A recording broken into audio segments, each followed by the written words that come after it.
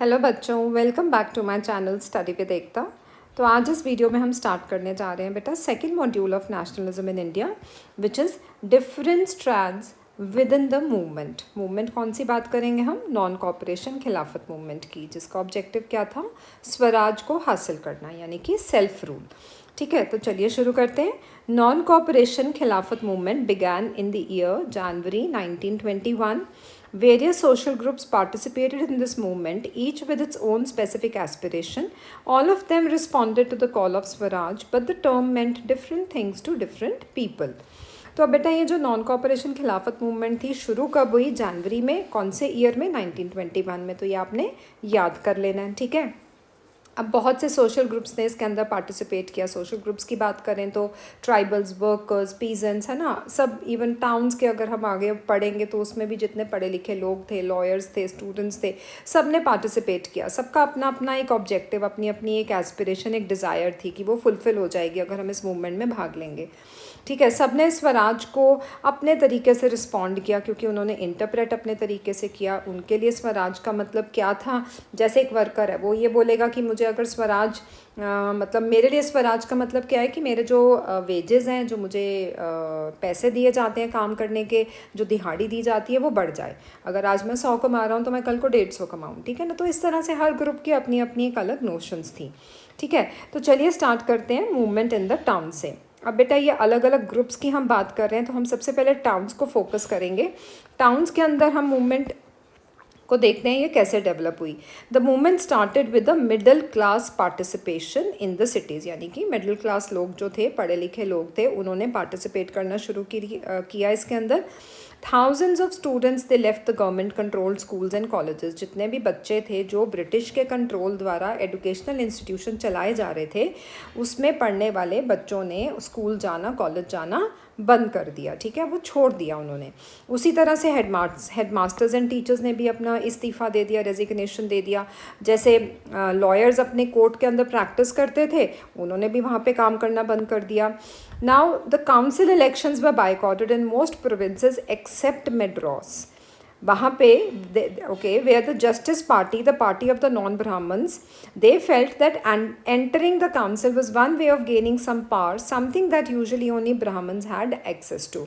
अब इसका मतलब क्या है बेटा कि जो ब्रिटिश इंडिया था ना, उसमें जितने पॉलिटिकल ग्रुप्स थे ना, उन्होंने ये सोचा that we will not participate in the elections, ठीक है ना। हम पॉलिटिकली अपनी जो एक्टिविटी है ना, उसको मतलब थोड़ा पॉलिटिकल रेजिस्टेंस दिखाएंगे हम, ठीक है, प्रोटेस्ट करेंगे कि हम इलेक्शन से दूर रहेंगे, ठीक है।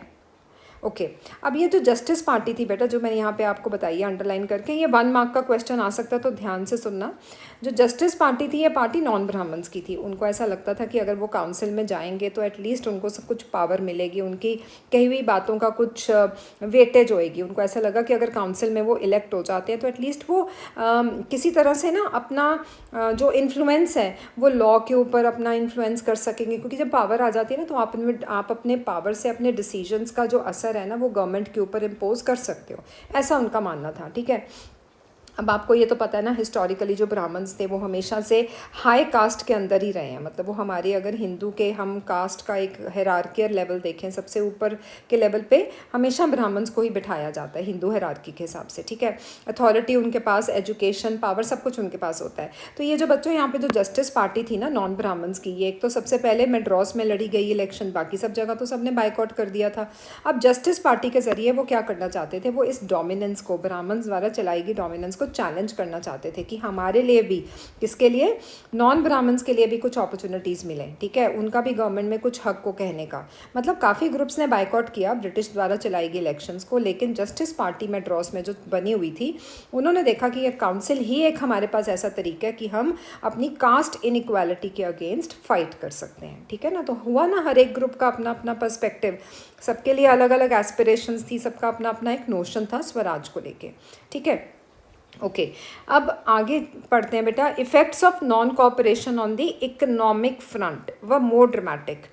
Foreign goods were boycotted, liquor shops picketed and foreign cloth burned in huge bonfires. अब ये वाला पैरा बहुत ज़्यादा इंपॉर्टेंट है, मतलब आपको एग्जाम में इस पे क्वेश्चन आएगा ही आएगा कि what were the economic impact of the non cooperation movement. और ये हर बार आता है बेटा क्वेश्चन, मतलब ये पूरा का पूरा जो मॉड्यूल है ना, इसमें से कुछ ऐसे क्वेश्चंस हैं जो रेपिटेटिवली बार बार बोर्ड एग्जाम्स में पूछे जाते हैं, ठीक है। तो ध्यान से समझते हैं। अब नॉन कॉपरेशन का मूवमेंट का जो इम्पैक्ट था वो इकोनॉमिकली कैसे पड़ा। देखो, जब आपने बाइकआउट करना शुरू कर दिया, सब कुछ आपने प्रैक्टिसेस गिव अप कर दी, स्कूल छोड़ दिए, ठीक है, रेजिग्नेशन दे दिया टीचर्स ने, अब उसके बाद क्या हुआ, जितने भी फॉरेन गुड्स आते थे ना इंडिया के अंदर, इंपोर्ट होते थे ब्रिटेन से, उन सब फॉरेन गुड्स को बाइकआउट करना शुरू कर दिया इंडियंस ने, ठीक है, रेजिस्ट करना कि हम यूज़ ही नहीं करेंगे। लिकर शॉप्स को पिकेट करना शुरू कर दिया। आपने देखा होगा ना, दुकान के बाहर धरना लगा के बैठ जाते हैं कई लोग, ठीक है, प्रोटेस्ट करने के रूप में बैठ जाते हैं और बोलते हैं कि कोई शॉप के अंदर घुसेगा नहीं, तो उसको पिकेटिंग कहते हैं। तो यहाँ पे पिकेट का देखो बेटा, न्यू वर्ड्स में भी लिखा हुआ है, अ फॉर्म ऑफ डेमोन्स्ट्रेशन और protest by which people block the entrance to a shop, factory और ऑफिस, मतलब किसी को अंदर जाने से रोकते हैं वो, ठीक है। And foreign cloth was burnt in huge bonfires, बड़ी बड़ी आग में, मतलब ऐसे आग बॉन फायर्स जलाते थे बड़ी बड़ी, और उसमें जितना भी फॉरेन कपड़ा था सब जला देते थे। अब जब इतना सारा बाइकआउट स्टार्ट हो गया, इस लेवल तक पहुंच गया, तो जो इम्पोर्ट था ना फॉरेन क्लॉथ का, वो आधा रह गया। 1921 एंड 22, मतलब एक साल के अंदर अंदर ही देखेंगे कि तो बिल्कुल जो वैल्यू थी ना, जहाँ इम्पोर्ट 102 करोड़ का माल इम्पोर्ट होता था, अब वो सिर्फ 57 करोड़ का रिड्यूस हो गया था, ठीक है, तो ऑलमोस्ट हाफ हो गया। Okay, in many places merchants and traders they refuse to trade in foreign goods or finance the foreign trade, मतलब जितने भी merchants and traders यानी कि जो बिजनेस एक्टिविटीज़ करते थे, उन्होंने मना कर दिया कि अब से हम कोई भी फॉरेन गुड्स में ट्रेड नहीं करेंगे, हम अपने दुकान पे फॉरेन का आया हुआ कोई भी सामान या गुड्स या माल, कपड़ा जो भी आ रहा है हम नहीं रखेंगे, और ना ही हम इन्वेस्ट करेंगे किसी भी फॉरेन ट्रेड के अंदर, ठीक है। As the boycott movement spread, people began discarding imported clothes and wearing only Indian ones, so the production of Indian textile mills and handlooms went up, ठीक है। अब जब सभी लोगों ने मिलके एक साथ ये डिसाइड कर लिया कि अब हमने हर हाल में हर चीज़ फ़ॉरेन से आई हुई बाइकआउट करनी है, तो लोगों ने क्या किया, जितना भी कपड़ा आता था ना, इम्पोर्टेड कपड़ा बल्कि आता था ब्रिटेन की मिल से, टेक्सटाइल मिल, आपको पता है इंग्लैंड के अंदर इंडस्ट्रियल रेवोल्यूशन की वजह से बहुत ज़्यादा प्रोमिनेंटली डेवलप हो चुकी थी, तो उन्होंने सारा का सारा कपड़ा जो था वो डिस्कार्ड होता है ना, इसे फेंक देना, जला देना, इस्तेमाल नहीं करना, तो उन्होंने सिर्फ और सिर्फ इंडियन कपड़ों पे आ गए, मतलब जो इंडिया के अंदर बनते थे ना, छोटे मोटे जो भी इंडस्ट्रियलिस्ट थे या जो हैंडलूम्स थे जो हाथ से बनाते थे, ठीक है, मिल्स में जो थोड़ा बहुत कपड़ा बनता था, तो लोगों ने उसी पे ही उसको मतलब अपना मेन बना लिया कि अब तो हम यही यूज़ करेंगे, फ़ॉरेन से आया हुआ सामान हमने अब यूज़ करना ही नहीं है, तो हम कम्प्लीटली बाइकआउट पे आ गए थे। अच्छा, अब ये जो लास्ट पैराग्राफ है ना बेटा, अब आप बोलोगे मैम ये भी बहुत इंपॉर्टेंट है, यस ये भी बहुत इंपॉर्टेंट है।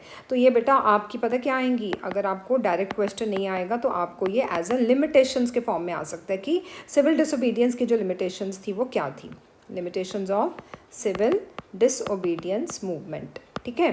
This is again a very important question.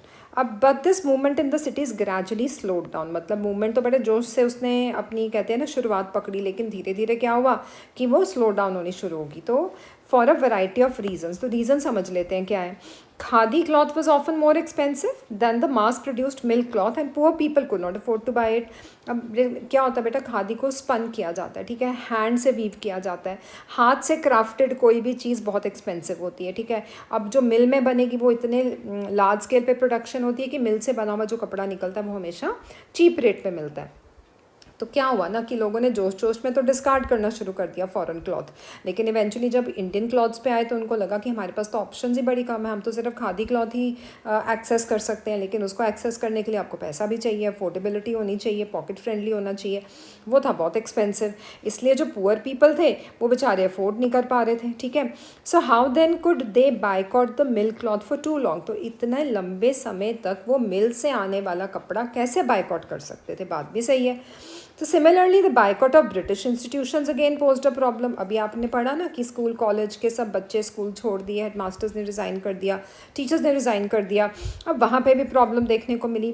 Problem क्या थी, मूवमेंट को तो वो सक्सेसफुल बनाना चाहते थे, ठीक है, लेकिन सक्सेसफुल बनाने के लिए उनके पास ऑल्टरनेटिव इंडियन इंस्टीट्यूशंस नहीं थे। अगर ब्रिटिश इंस्टीट्यूशंस छोड़े तो भैया कोई इंस्टीट्यूशन भी तो होना चाहिए ना, इंडिया का खुद, उनका खुद का भी तो इंफ्रास्ट्रक्चर होना चाहिए जहाँ पे वो बच्चे पढ़ सकें या टीचर्स उनको पढ़ा सकें। And that had to be set up so that they could be used in the place of British one. So उनको सेटअप करना बहुत ज़रूरी था इंडियन इंस्टीट्यूशंस को. And these were slow to come up. अभी हमारे पास इकोनॉमिकली हम लोग इतने स्ट्रॉन्ग नहीं थे, इतनी हमारी कंट्री डेवलप नहीं थी कि हम झट से 5 से 6 महीने में इतने बड़े बड़े इंस्टीट्यूशंस खड़े कर देते. उनको आने में समय लगना था. तो क्या हुआ, उसका रिजल्ट क्या हुआ? Students and teachers they began trickling back to the government schools. वापस से उन्होंने गवर्नमेंट स्कूल्स जो थे वो ज्वाइन कर दिए. And lawyers joined back work in the government courts. और लॉयर्स कहाँ चले गए? गवर्नमेंट कोर्ट्स में वापस उन्होंने अपनी अपनी प्रैक्टिसेस स्टार्ट कर दी. ठीक है, तो चलिए अब स्टार्ट करते हैं बेटा rebellion in the country side. Country side होता है ना जो शहर के बाहर बाहर जो लोग रहते हैं, जैसे पीजेंट्स हो गए या वर्कर्स हो गए, ट्राइबल्स हो गए, उस एरिया को कंट्री साइड कहते हैं. ठीक है, तो शहरों से from the cities the non cooperation movement it spread to the countryside. अब जो कहते हैं ना, एक बारी जो चिंगारी जो थी वो भड़क पड़ी थी, ठीक है ना, तो वो उस चिंगारी की जो आग है ना, वो धीरे धीरे धीरे धीरे टाउन से होती हुई कंट्री साइड तक पहुंच गई. ठीक है, it Drew into its fold the struggles of peasants and tribals. यानी कि जो वहाँ कंट्री साइड में peasants थे, tribals थे, workers थे, उन्होंने कैसे इस मूवमेंट में अपनी स्ट्रगल, अपनी पार्टिसिपेशन कैसे डेवलप करी. ठीक है, इन Awadh peasants were led by Baba Ramchandra, a sannyasi who had earlier been to Fiji as an indentured labour. तो अवध की बात करेंगे बेटा. ये क्वेश्चन आएगा आपको कि अवध में रहने वाले जो पीजेंट्स थे उन्होंने नॉन कॉपरेशन मूवमेंट में कैसे पार्टिसिपेट किया and what were their objectives. ठीक है, सो समझते हैं बेटा. इन अवध जितने भी पीजेंट्स थे ना बेटा, उनका एक लीडर था. उनको बाबा रामचंद्र जी जैसे एक सन्यासी जो थे ना, वो लीड कर रहे थे. अब ये बाबा रामचंद्र जी कौन थे? एक सन्यासी जो कि फिजी जा चुके थे as an indentured labour. Fiji plantations में काम किया था इन्होंने, कॉन्ट्रैक्ट के बेसिस पे लेबर्स को भेजा जाता था, तो ये उनमें से एक थे. ठीक है, अब मूवमेंट जो थी अवध में वो स्टार्ट कैसे हुई? It was against the taluqdars and the landlords. ठीक है, अब तलुकदार्स कौन होते हैं बेटा? होते तो ये भी लैंड ओनर्स हैं, लेकिन ये लोग क्या करते थे? अलग अलग तरह के टैक्सेस भी इम्पोज करते थे जनता के ऊपर. जो पीजेंट्स थे बेसिकली, उनको अलग अलग तरह के टैक्सेस देने पड़ते थे. इनके पास लैंड तो बहुत होता था. ठीक है, अब इन्होंने क्या करना, वहाँ पे टैक्सेस भी कलेक्ट करने जो आपके लैंड पे काम कर रहा है फार्मर. ठीक है, एंड फिर उसके बाद ये टैक्सेस क्या करते थे? जब कलेक्ट करते थे तो आगे ब्रिटिश अथॉरिटीज़ को देते थे. मतलब ये एक तरह की रूलिंग क्लास थी. हेरिडिटरली इनके पास अपनी अपनी पोजीशंस आती थी. फैमिलीज़ के थ्रू जैसे होता है ना, आपका लैंड पास ऑन करता रहता है, पहले दादा के पास, फिर फादर के पास, फिर बेटे के पास. तो ऐसे तलुकदार्स का भी एक बहुत बड़ा लैंड होल्डिंग वाला एरिया था. ठीक है, तो ये टैक्सेस भी कलेक्ट करते थे और लैंड ओनर्स भी थे, और साथ ही ना ऑर्डर भी मेंटेन करते थे अपने डेजिग्नेटेड एरिया का. और वो जो एरिया था ना, जिस एरिया का ये ऑर्डर मेंटेन करना, इन्होंने law and order, taxes collect करने, उस एरिया को ना बेटा उस वक्त तलुक के नाम से जाना जाता था. तलुक, इसी वजह से इनका नाम तलुकदार्स रखा गया. ठीक है, ओके.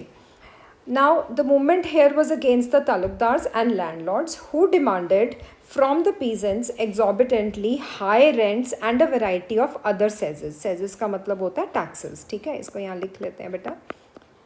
ठीक है, अब जो मूवमेंट स्टार्ट हुई किसके अगेंस्ट थी? पहले तो पढ़ा हमने तलुकदार्स के अगेंस्ट और दूसरा लैंडलॉर्ड्स के अगेंस्ट. और डिमांड क्या थी मूवमेंट की? जो बेचारे पीजेंट्स पिस रहे थे, एक तो ज़मीन खुद की नहीं, ज़मीन इनकी है, बड़े बड़े लैंडलॉर्ड्स की, काम करते थे बेचारे रेंटेड लैंड पे और इतना ज़्यादा हाई टैक्स और रेवेन्यू पे करना पड़ता था. ठीक है, तो उसके अगेंस्ट इनकी एक आप कह सकते हो स्ट्रगल शुरू हो गई.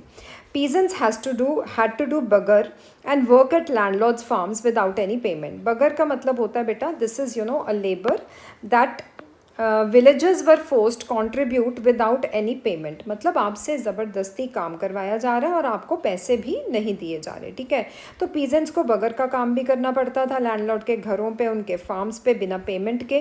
एंड एज टेनेंट्स होते हैं ना किराएदार, किराए की ज़मीन, मतलब वो तो किराया दे के ज़मीन पे काम करते थे. ठीक है, they had no security of tenure, यानी कि उनको काम करने का वो एक अपना जो टाइम पीरियड था ना, वो भी उनका सिक्योर नहीं था. वर्क कल्चर जो था वहाँ पे वो सिक्योर्ड नहीं था. के इनके लिए, पीजेंट्स के लिए। क्यों? They were being regularly evicted so that they could acquire no right over the lease land. Lease समझते हो ना, जब आप रेंट पे कोई जगह ले लेते हो साल 2 साल के लिए कि भैया अभी 2 साल तक मैं आपकी ज़मीन पे काम करूँगा, ठीक है, तो 2 साल के बाद फिर जो अगर तो ठीक लगता है लैंडलॉर्ड को तो फिर रिन्यू कर देता लीज, नहीं ठीक लगता तो वो क्या करता था, एविक्ट कर देता था। मतलब एविक्ट करना, बाहर निकाल देना लैंड से कि बस अभी आपने काम नहीं करना, मेरी ज़मीन पे मुझे ज़्यादा किराया देने वाला एक दूसरा पीजेंट मिल गया, मैं उससे काम करवाऊँगा, ठीक है। तो इस तरह से उनको टाइम टू टाइम ना लैंड से बाहर, मतलब आप कह लो फेंक दिया जाता था, ठीक है। अब ये जो पीजेंट मूवमेंट थी ना बेटा, इनकी डिमांड क्या थी? सबसे पहले हमने यहाँ पे पढ़ा ना कि एक तो बहुत ज़्यादा हाई रेंट्स था, उसके अगेंस्ट डिमांड थी, और दूसरा टैक्सेस बहुत पे करने पड़ते थे। तो उन्होंने डिमांड करी कि हमारा जो रेवेन्यू है उसको रिड्यूस किया जाए। एबॉलिशन ऑफ बगर, यानी कि जो हमसे फोर्सफुली काम कराया जाता है वो भी बिना पैसे दे के उसको बिल्कुल ख़त्म करो। And social boycott of oppressive landlords, यानी कि सोशली हमने पूरी तरह से लैंडलॉर्ड्स को बाइकॉट कर देना, इनका बहिष्कार कर देना, इनका कोई भी काम जो है वो हम नहीं करेंगे। अब उसके चलते जब सोशली बाइकॉट की बात आई, so what happened, in many places nai dhobi bands were organized by panchayats to deprive the landlords of the services of barbers and washermen। अब देखो कितना प्यारा सा वर्ड है नाई धोबी, है ना, हिंदी वाला वर्ड है। नाई से समझते हैं हम बार्बर, बाल काटने वाला, और धोबी हुआ जो कपड़े धो रहा है, वॉशरमैन। तो इन्होंने बोला कि जो सर्विसेज हम नाई या धोबी के रूप में पंचायत, ये जो लैंडलॉर्ड्स को हम दे रहे हैं ना, हमने इनको अब वो सर्विसेज देनी नहीं, सोशली बाइकआउट कर देना हमने इनका, ठीक है। अब इतनी ज़्यादा इनकी जो डिमांड्स थी वो इतना मतलब एग्रेशन और इतनी फ्रस्ट्रेशन बढ़ गई थी। तो उस टाइम क्या हुआ बेटा, जून 1920 के अंदर Jawaharlal Nehru he began going around the villages in Awadh. तो जवाहरलाल नेहरू जो थे वो उस वक्त अवध के गांव में, अलग अलग गांव को विजिट कर रहे थे। ही वाज ऑन जैसे होता है ना कि घूम घूम के पता करना कि कौन से गांव में क्या दिक्कत आ रही है, लोगों को क्या प्रॉब्लम्स आ रही है, पीजेंट्स को, ठीक है। Talking to the villagers and trying to understand their grievances. Grievances का मतलब होता है उनके सॉरोज, उनके दुख, उनकी कंप्लेंट्स क्या हैं, वो बात करेंगे तो समझ में आएगा ना। तो इस करके जवाहरलाल नेहरू जी थे वो अवध के गांव में लोगों से इस बारे में बात करने के लिए निकले हुए थे। बाय अक्टूबर दी औध किसान सभा, ये जो औध वर्ड है ना बेटा, this is basically Awadh. Awadh को औध किसान सभा भी कहा जाता था, ठीक है। ये एक पीजेंट मूवमेंट है, ये समझ गए हो। कब स्टार्ट हुई? 1920 में स्टार्ट हुई है पीजेंट मूवमेंट। इसका मेन ऑब्जेक्टिव क्या था? जितने भी अवध रीजन के रहने वाले फार्मर्स थे इंडिया के अंदर, उनके ग्रीवियंसेस, उनके सॉरोज, उनके जो कंप्लेंट्स थी, उनको एड्रेस करना। और इसको लीड किसने किया? जवाहरलाल नेहरू जी ने। और जवाहरलाल नेहरू जी का साथ किसने दिया? Baba Ramchandra and few more other visionary leaders, ठीक है। Now, within a month, over 300 branches had been set up in the villages around the region। इसी जैसी औध किसान सभा की लगभग 300 ब्रांचेस और आसपास के गांव में जो थी वो बननी शुरू हो गई, ठीक है। जब लोगों को लगा, पीजेंट्स को लगा कि उनकी डिमांड्स एड्रेस करने का उनको एक प्लेटफॉर्म मिल रहा है, तो चलते चलते काफ़ी सारे गाँव में औध किसान सभा की ब्रांचेस खुल गई, ठीक है। So when the non-cooperation movement began the following year, the effort of the Congress was to integrate the Awadh peasant struggle into the wider struggle। अब basically क्या था कि जब ये नॉन कॉपरेशन मूवमेंट चल रही थी तो उस वक्त क्या इनको लगा कि जो अवध पीजेंट स्ट्रगल है ना, कांग्रेस को ऐसा लगा कि क्यों ना इसको अपनी स्ट्रगल के साथ कंबाइन कर लिया जाए, इनको क्यों ना उसका हिस्सा बना लिया जाए, क्योंकि जितने लोग होंगे उतनी ज़्यादा हमें सपोर्ट मिलेगी, हमारी सपोर्ट मोबिलाइज हो जाएगी, है ना। सो उनका भी आप कह सकते हो कि एक ऑब्जेक्टिव था जिसको उन्होंने इस तरह से अचीव किया कांग्रेस वालों ने। अब जो पीजेंट मूवमेंट थी, they developed in the forms that Congress leadership was unhappy with. अब देखो पीजेंट जो थे ना वो बहुत ज़्यादा भड़के हुए थे, उनके लिए तो मतलब ऐसा था कि किसी तरह हमारी जो डिमांड्स है ना वो पूरी कर दो, नहीं तो मतलब वो एंगर, वो फ्रस्ट्रेशन, वायलेंस जो था ना वो बहुत ज़्यादा ना उन्होंने शुरू कर दिया यूज़ करना। तो कांग्रेस जो थी अब under the leadership of Gandhi ji, they were not happy ना कि वायलेंट रूप ले ले कोई मूवमेंट। इस करके ना जिस तरीके से डेवलप हो रही थी ना पीजेंट मूवमेंट, उस तरीके से कांग्रेस के लीडर्स ना इससे खुश नहीं थे। As the movement spread in 1921 the houses of taluqdars and merchants they were attacked. जैसे जैसे मूवमेंट बढ़ती गई, जैसे मैंने आपको बताया ना वायलेंट रूप ले लिया था मूवमेंट ने, तो जितने भी तालुकदार्स और बड़े बड़े मर्चेंट्स थे, बिजनेसमैन थे, उनके घरों को इन्होंने अटैक करना शुरू कर दिया, बाज़ार में लूट मार मचा दी। जितने भी ग्रेन इन्होंने होड, होड का मतलब होता है ना कि आपने इकट्ठा करके अपने घर के गोदाम भरे हुए हैं ग्रेन से, और जनता बेचारी भूखी मर रही है, तो इन्होंने वो जो ग्रेन होड्स किए हुए थे ना मर्चेंट्स ने, वो सब पीजेंट्स ने इनसे ले लिए, ठीक है, they were taken over. In many places local leaders told peasants that Gandhi ji had declared that no taxes were to be paid and land was to be redistributed among the poor people. मतलब ऐसा था कि वहाँ बहुत से जगहों पे ना लोकल लीडर्स ने पीजेंट्स को बताना शुरू कर दिया. क्या बताया? कि जो गांधी जी हैं ना, उन्होंने डिक्लेयर कर दिया कि अब से कोई भी पीजेंट क्या करेगा, टैक्सेस पे नहीं करेगा, ठीक है. तो टैक्सेस नहीं पे करेगा तो ऑब्वियसली कितनी खुशी की बात है ये पीजेंट्स के लिए कि जिस चीज़ के लिए हम लड़ रहे हैं वो हमारी डिमांड गांधी जी ने पूरी करने की ठान ली है, ऐसा उनको लोकल लीडर्स ने बताया, ठीक है. मतलब उनके गांधी जी के नाम से, मतलब आप ये कह लो कि उनको जस्टिस जो था ना वो गांधी जी के नाम से एसोसिएटेड था पीजेंट्स के लिए, है ना, कि अगर हमें न्याय मिलेगा तो सिर्फ गांधी जी का नाम लेके ही मिलेगा, ठीक है. और जो लैंड होगा वो भी हमको रीडिस्ट्रीब्यूट कर दिया जाएगा, यानी कि जो भी लैंड होल्डिंग का साइज़ होगा वो हमारा खुद का लैंड हमें मिल जाएगा.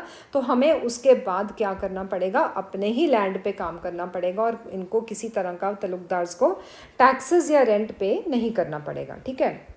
बेसिकली क्या था बेटा, यहाँ पे नॉन कॉपरेशन मूवमेंट में कुछ लोकल लीडर्स ने पीजेंट्स को ऐसा जो बता दिया कि गांधी जी ने बोल दिया जी कोई टैक्सेस नहीं पे करेंगे और लैंड सारा रीडिस्ट्रीब्यूट हो जाएगा. तो ये बेसिकली क्या था कि महात्मा का टाइटल दिया गया था ना बेटा गांधी जी को, वो बेसिकली रेवरेंस में दिया गया था, रिस्पेक्ट में दिया गया था, ठीक है. और उनका जो नाम था ना उसकी बहुत अहमियत थी, है ना. It invoked to sanction all action and aspiration. Sanction का मतलब जानते हो ना, जैसे मान लो आपने एक लेटर लिखी और बोला कि मेरी जो फ़ी है ना वो माफ़ कर दो, तो वो लेटर अगर प्रिंसिपल सैंक्शन कर देगा तो आपकी तो बहुत ज़्यादा खुशी जो होती है ना वो अनलिमिटेड हो जाती है.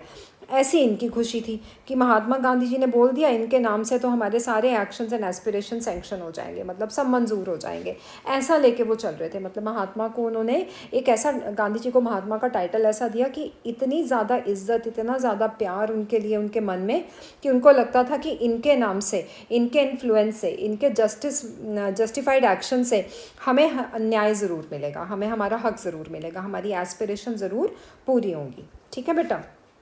तो चलो आगे चलते हैं. अब हमने एक सेक्शन तो पढ़ लिया कंट्री साइड में किसका, अवध पीजेंट्स का, उनका स्ट्रगल कैसा था. अब अगला इवेंट पढ़ते हैं बेटा, ये आता है ट्राइबल पीजेंट्स का, ठीक है. अब ट्राइबल पीजेंट्स जो थे ना उन्होंने क्या किया, they also interpreted the message of Mahatma Gandhi and the idea of Swaraj yet another way.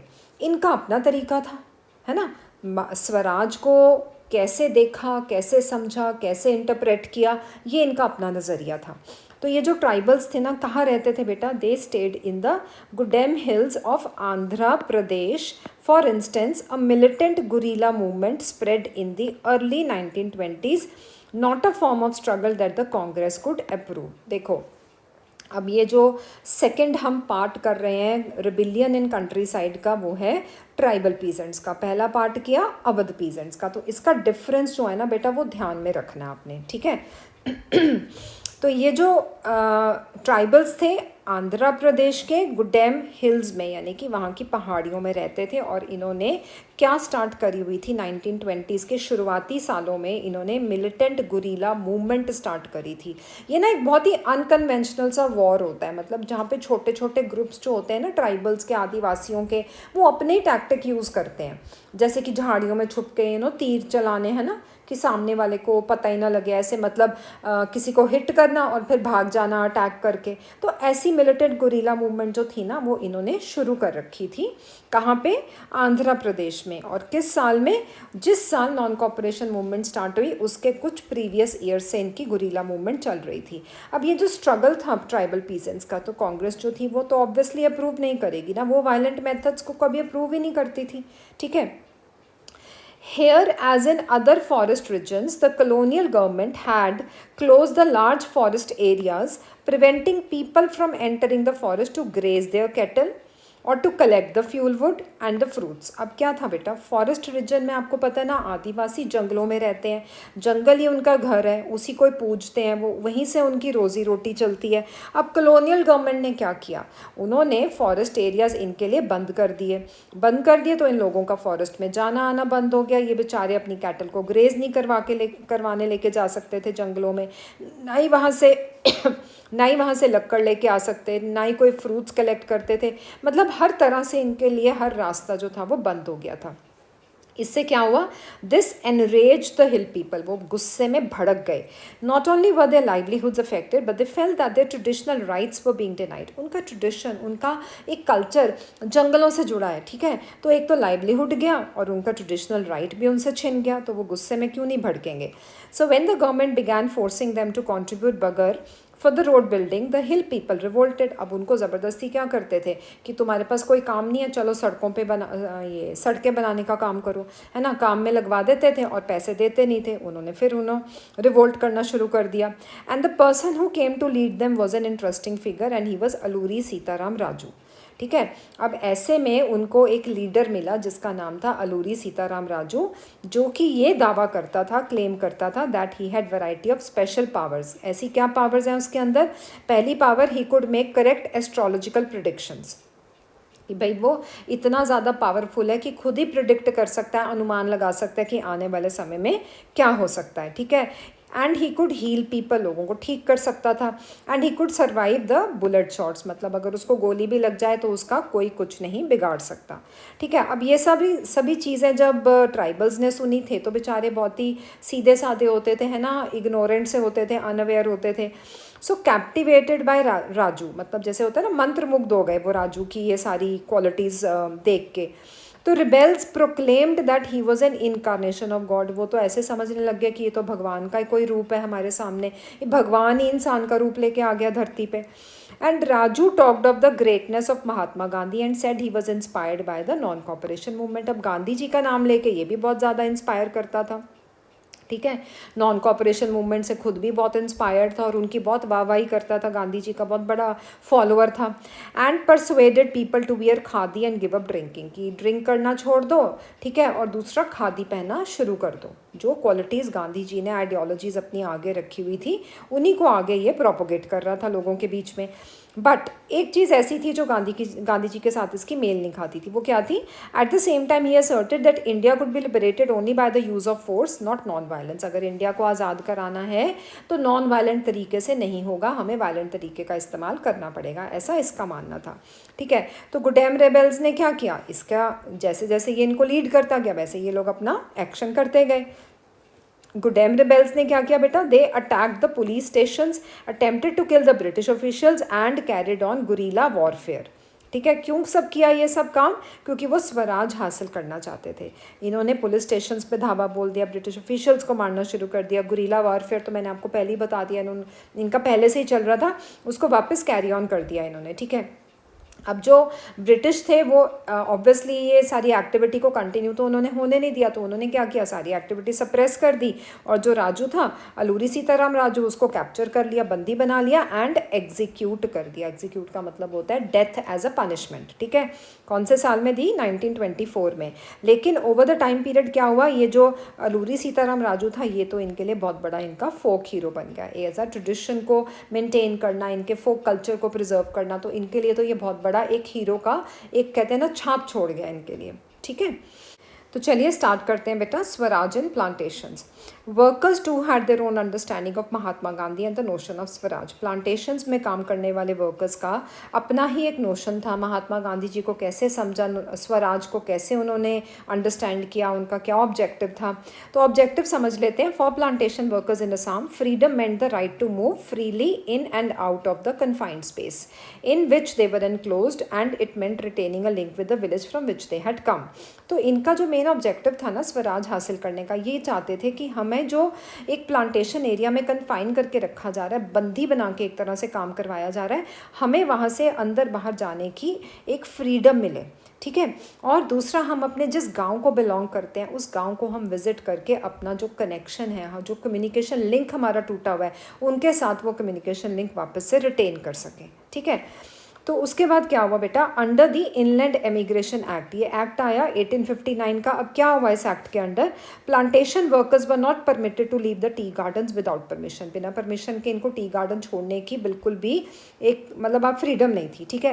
And in fact they were rarely given such permission. अब आयरनी देखो, वैसे तो परमिशन के बगैर जा नहीं सकते थे, लेकिन आयरनी क्या है कि उनको परमिशन दी ही नहीं जाती थी, बेचारे वहीं पे बंधे रहते थे, उसी कन्फाइंड स्पेस में ही काम करते रहते थे, ठीक है ना। This is a very one word important question है बेटा कि ये एक्ट पास हुआ था प्लांटेशन वर्कर्स के लिए, उसका नाम और ईयर बताएं, ठीक है, या मैच की फॉर्म में आ जाता है कि ये वाला एक्ट कौन से ईयर में पास हुआ था, ठीक है। Now, when they heard of the non-cooperation movement, thousands of workers defied the authorities, left the plantations and headed home. जब इन्होंने सुना कि नॉन कॉपरेशन मूवमेंट चल पड़ी है, महात्मा गांधी जी जो हैं वो सबको न्याय दे रहे हैं, उन्हीं के साथ सभी के एस्पिरेशंस उम्मीदें जुड़ी हुई हैं, तो जितने वर्कर्स ना, थाउजेंड्स ऑफ देम, इन्होंने अथॉरिटीज़ को क्या किया, डिफाई यानी कि डिसोबे कर दिया। परमिशन तो देते नहीं थे, तो उन्होंने बोला नहीं देते कोई बात नहीं, हम जा रहे हैं प्लांटेशन छोड़ के, और किस तरफ निकल पड़े, अपने घरों, अपने विलेज की तरफ। They believed that Gandhi Raj was coming and everyone would be given land in their own villages. अब उनको था कि गांधी जी का, देखो ना, गांधी जी का जो नाम था महात्मा, जैसे मैंने आपको पहले बताया, वो एक इज्जत और वो जो एक रिस्पेक्ट, जो एक आपका ट्रिब्यूट होता है ना किसी इंसान के लिए कि भैया इसको तो मैं मतलब कहते हैं ना, मैं इसके ऊपर कुछ भी न्यौछावर कर दूँ अगर मुझे आज़ादी मिल जाए, ठीक है। तो उनको लगा था कि गांधी जी का तो राज आ गया, अब गांधी जी ने सबको ना मतलब अपने अपने एरिया से जो लोग अपने अपनी मुसीबतों से डील कर रहे हैं ना, गांधी जी ने सबको मुसीबतों से आज़ादी दिला देनी है, ठीक है। तो ये इनको लगा कि अब हमें गांव में जो है ना ज़मीनें हमारी खुद की मिल जाएंगी। They however never reach their destination. अब बेचारे निकले तो अपने घरों को थे, लेकिन कभी पहुंच ही नहीं पाए। रीज़न क्या था, स्ट्रैंडेड ऑन द वे, रास्ते में ही अटक गए। क्यों? क्योंकि रेलवे एंड स्टीमर की स्ट्राइक थी, ना तो रेलवे लाइंस चल रही थी, ना ही स्टीमर स्ट्राइक, मतलब जो बोट चलती थी वो भी स्ट्राइक, उसकी भी स्ट्राइक थी। तो बेचारे घर जाते तो जाते कैसे? तो इतने में क्या हुआ, they were caught by the police and brutally beaten up. अब जो ब्रिटिशर्स आए उन्होंने अपने पुलिस के जो उनके लोग थे उन्होंने इनको क्या किया, पकड़ लिया और पकड़ के खूब मारा पीटा, ठीक है। तो इनका जो अपने गांव जाने का जो सपना था वो इस तरह से इन्होंने सोचा कि अब हम नॉन कॉपरेशन मूवमेंट के चलते उस सपने को अचीव कर पाएंगे, हासिल कर पाएंगे। लेकिन ब्रिटिशर्स ने क्या किया, इनको रास्ते में ही, क्योंकि अटक गए, स्ट्राइक होगी, रेलवे लाइंस बंद थी, ना ही बोट का कोई सोर्स था जाने का, स्टीमर बोट्स का, तो इनको वहीं पर इनको पकड़ के इनको पीटना शुरू कर दिया, ठीक है। Now the vision of these movements were not defined by the Congress program. अब ऐसा कुछ होगा इस प्रोग्राम के अंडर कि वायलेंट रूप ले लेगा, लाठी चार्ज शुरू हो जाएगा, पीटा जाएगा, लोगों को मारा जाएगा, ऐसा विजन तो इस मूवमेंट ने देखा ही नहीं था। ऐसा तो कोई इनका विजन ही नहीं था। कांग्रेस तो चाहती ही नहीं थी कि किसी तरह का वायलेंट रूप ले। They interpreted the term swaraj in their own ways, imagining it to be a time when all suffering and troubles would be over. अब यहाँ पे दे कौन है, पीजेंट्स हो गए, वर्कर्स हो गए, ट्राइबल्स हो गए, इन्होंने सोचा स्वराज अपने अपने तरीके से, कैसे इन्होंने परसीव किया वो हमने समझा, ठीक है। इनको लगा कि ऐसा समय आएगा जब हमारी सब मुसीबतें, हमारी सब दुख तकलीफ़ें जो है वो ख़त्म हो जाएगी। Yet when the tribals chanted Gandhiji's name and raised slogans demanding स्वतंत्र Bharat, they were emotionally relating to all India agitation. मतलब फिर भी उनके मन में यकीन था कि हम कुछ भी हो जाए, गांधी जी का नाम लेके अगर हम अपना नारा रेज करेंगे ना, स्लोगन लगाएंगे कि हमें भारत स्वतंत्र चाहिए, वी वांट स्वतंत्र भारत, इंडिपेंडेंट इंडिया, तो ना कहीं उनके मन में वो एक इमोशनल कनेक्टिविटी बिल्डअप हो रही थी। ऑल इंडिया एजिटेशन जो शुरू हो गया था ना उस वक्त पे, जगह जगह अलग अलग ग्रुप्स जो थे उनका एक ही ऑब्जेक्टिव था कि हमने स्वराज लेके आना है, तो वो एक इमोशनल कनेक्शन बिल्डअप होना शुरू हो गया था, ठीक है। When they acted in the name of Mahatma Gandhi और linked their movement to that of the Congress, they were identifying with a movement which went beyond the limits of their immediate locality. यानी कि ये जो मूवमेंट थी ना बेटा, उन्होंने महात्मा गांधी का नाम लेके शुरू करी थी। यानी कि इस मूवमेंट को उन्होंने किसके साथ जोड़ा, गांधी जी के नाम के साथ, कांग्रेस के नाम के साथ जोड़ा, आइडेंटिफाई किया अपने आप को, खुद को उस मूवमेंट के साथ, और अपनी कहते हैं ना बाउंड्री से भी बाहर निकल कर उन्होंने इस मूवमेंट में पार्टिसिपेट करने की अपनी हिम्मत दिखाई, ठीक है। So this is how the participation of peasants, workers and struggles together helped people to at least take a step towards achieving their swaraj in their own way. ठीक है। अब आप यहाँ पे एक छोटी सी पिक्चर देखोगे बेटा, ये पिक्चर भी बहुत इंपॉर्टेंट है और आपने ना ये पिक्चर की भी हुई है। अगर कुछ बच्चों को याद हो तो 8th स्टैंडर्ड के अंदर जब आपने nationalist movement struggle phase 1 phase 2 पढ़ा था बेटा, तो चौरी चौरा इंसिडेंट मुझे लगता है बच्चों को सबको याद होगा। 1922 का नॉन कॉपरेशन मूवमेंट के टाइम का ही इंसिडेंट है ये। एट चौरी चौरा इन गोरखपुर, यूपी में एक जगह है गोरखपुर, जहाँ पे एक जगह है, छोटा सा टाउन था, छोटा सा गांव था चौरी चौरा। वहाँ पे ना पीसफुल डेमोन्स्ट्रेशन इन अ बाज़ार, it turned into a violent clash with the police. तो बेटा इसमें क्या हुआ था चौरी चौरा मूवमेंट के अंदर, आपको ध्यान से समझना। देखो पिक्चर बेस्ड क्वेश्चन भी आ सकता है, ठीक है। What was your Chauri Chaura movement in the Gorakhpur, ठीक है, उसको समझ लेते हैं, क्योंकि इस तरह से एक ऐसा 1 वर्ड क्वेश्चन या फिर आपको पिक्चर बेस्ड क्वेश्चन आ सकता है। ये बेटा मूवमेंट जो थी ना, ये एक्चुअली कब हुई थी, February 4 में 1922 में। एक छोटा सा टाउन है उत्तर प्रदेश की गोरखपुर डिस्ट्रिक्ट के अंदर, ठीक है। हुआ क्या था, इंसिडेंट हुआ, नॉन कॉपरेशन मूवमेंट चल रही थी, ये तो आपको पता है गांधी जी चला रहे थे, बड़े पीसफुल तरीके से चला रहे थे, खैर अपनी तरफ से। वो तो मूवमेंट ने वायलेंट रूप पकड़ लिया, क्योंकि लोग जो थे वो बहुत ज़्यादा भड़के पड़े थे, बहुत ज़्यादा फ्रस्ट्रेटेड और एजिटेटेड थे। तो लोकल प्रोटेस्ट सब जगह हो रहा था, गोरखपुर में भी हो गया प्रोटेस्ट, ठीक है। ब्रिटिश गुड्स भी बाइकआउट हो रहे थे। अब हुआ क्या, यहाँ पे कुछ ग्रुप थे प्रोटेस्टर्स के, वो ना लोकल पुलिस स्टेशन की तरफ जा रहे थे, ठीक है। लोकल पुलिस स्टेशन था, तभी लिखा हुआ ना violent clash with the police. Local police station की तरफ जा रहे थे कि हम नॉन वायलेंट प्रोटेस्ट कर रहे थे, कुछ ऐसा नहीं था कि वो मारने की इंटेंशन से गए थे। लेकिन टेंशन इतनी ज़्यादा बढ़ गई कि पुलिस ने क्या किया, पुलिस ने ना उस क्राउड पे फायर ओपन कर दी। अब फायर ओपन करी तो उन प्रोटेस्टर्स में से कुछ मारे गए।